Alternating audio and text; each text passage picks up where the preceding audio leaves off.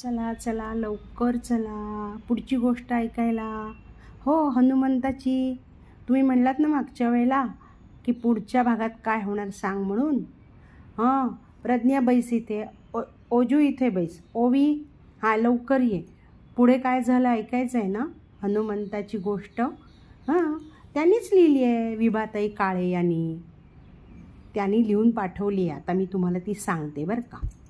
त्या भागामध्ये आपण काय बघितलं, हनुमंताचा जन्म कसा झाला.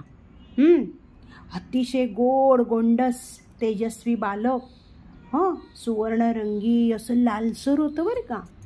असं छोटे छोटं बाळ, ते तोंडात मुठी घालून चोखत चोखत हे एक दिवसाचं बालक.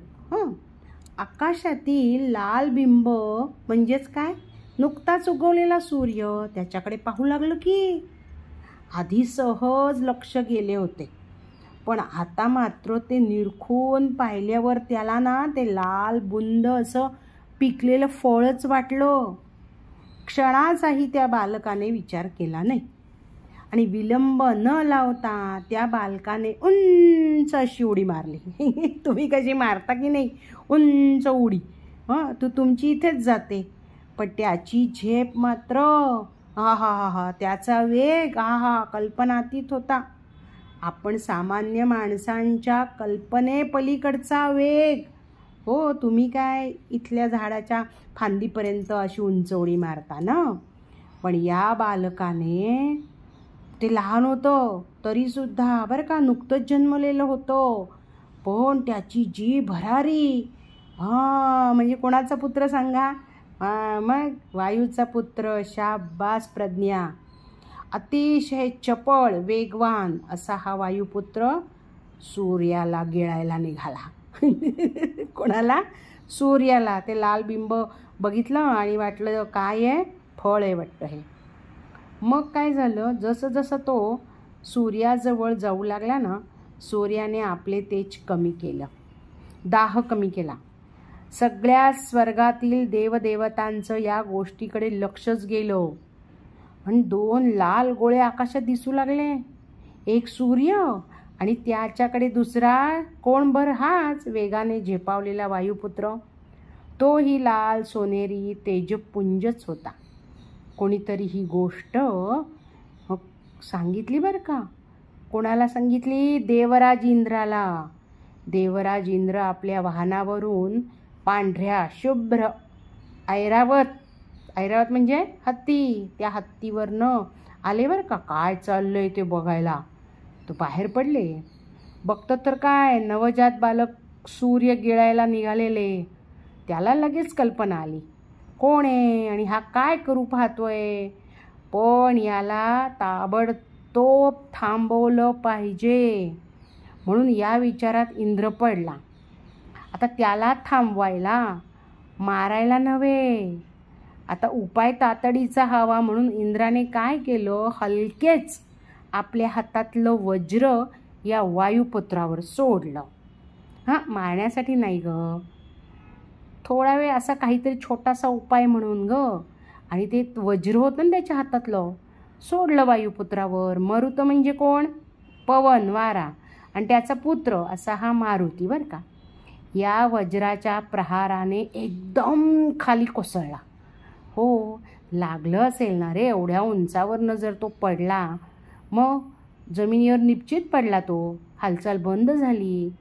एवढ्या उंचावरनं जर एखादा व्यक्ती पडली तर मग हे पाहून सगळेच देव देवता घाबरले की, कारण त्यांना माहीत होतं की नाही मारुतीचा जन्म का झालाय, त्याचा उद्देश काय, ती कथा त्यांना माहीत होती. आता काय होणार या उद्देशाने ते ब्रह्माकडे गेले. हां, आणि इकडे मारुतीला मृतप्राय बघून त्याचा खरा पिता वारा ना अतिशय चिडला.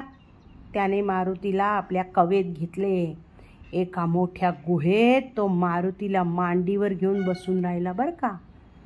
म्हणजेच काय झालं सांगा बरं, वारा व्हायचा थांबला आतमध्ये तो गुहेत बरं का. तो वाहने त्याचे थांबवले त्याने. पृथ्वीवर जर वाऱ्याचा विहार थांबला, बघा तुम्हाला क्षणभर वारा नाही आहे बालमित्रांनो, क्षणभर जर तुम्हाला हवा मिळाली नाही, कल्पना करा काय होईल रे, काय ओवी काय होणार आहे. मग पृथ्वीवरील जीवांचे जीवनच धोक्यात पडले. ब्रह्मदेवानी सगळ्या देवांना एकत्र बोलावलं. चला या, काय झालंय. सगळेजण म्हणाले, वारा बसला होता त्या गुहेत शिरले. कळेच ना त्यांना असं काय झालंय. ब्रह्माने वायुपुत्राच्या डोक्यावरनं तेवढ्यात प्रेमाने असा हात फिरवला. त्याच्यात शक्तीचं संक्रमणच केलं की. आणि काय वायुपुत्र असा हसू लागला, खिदळू लागला. ते पाहून सगळ्यांना आनंद झाला. सगळ्यांच्या जीवात जीव आला. अरे वारा व्हायला लागला, वहन होऊ लागलं त्याचं. इंद्रदेवाने तर सुटकेचा निश्वास टाकला. ब्रह्माने सगळ्यांना आवाहन केलं, वायुपुत्राला सगळ्यांनी काही ना काही आता बक्षीस द्यावं बरं का.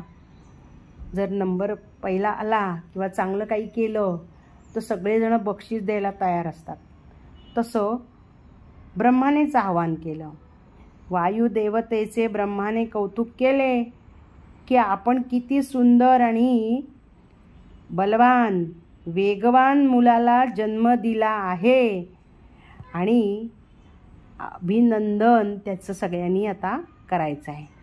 ब्रह्मदेवाने वायुपुत्राला आशीर्वाद दिला आणि म्हटलं, माझे मुख्य अस्त्र ब्रह्मपाश या मुलावर कधीच काम करणार नाही, याला बांधू शकणार नाही. आता वायुपुत्राला भरपूर भेटी आल्या. तुमच्या वाढदिवसाला कशा येतात हो की नाही, सगळे आजी आजोबा आशीर्वाद देतात. तसं वायुपुत्राला ना खूप बक्षीस भेटी मिळाल्या आणि आशीर्वाद मिळाले. सगळेजण ना आशीर्वाद देण्याची चढाओढ लागली, भेटी देण्याची चढाओढ, काय देऊन काय नाही, प्रत्येकाला असं झालं. मग इंद्रदेवाने काय केलं असेल, त्याने आपल्या गळ्यातली सुवर्णमाला मारुतीच्या गळ्यात घातली. आणि इंद्र काय म्हणाले माहिती का, मी याचं नाव ठेवणार आहे, काय ठेवायचं आहे, हनुमान.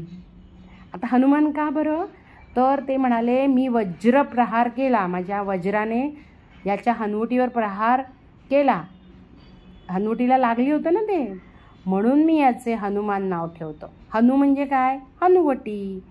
तिरपी झाली थोडीशी ना, ती लागून त्याला ते अस्त्र घाव झाला ना तिथे, म्हणून हनुमान नाव पडले. आता यापुढे माझ्या वज्राचा प्रहार या बालकावर कधीच होणार नाही, विफल होईल, त्याला लागणारच नाही. मग आता सूर्यदेव आले. त्यांनी तर आपल्या तेजातील 1/100 तेज म्हणाले मी देतो. 1/100 तेज, बापरे, म्हणजे बघा की सूर्याचं तेज. आता ह्या बालकाला मी माझ्या जवळचे सारे ज्ञान देईन असं सूर्यदेव म्हणाले. हे बालक पुरुषार्थी, तेजस्वी, सबंध जगात मोठा ज्ञानी म्हणून प्रसिद्ध पावेल. तो प्रसिद्ध वक्ता होईल, कारण मी सबंध शास्त्रांचं ज्ञान याला देणार आहे. आता वरुण देव आले.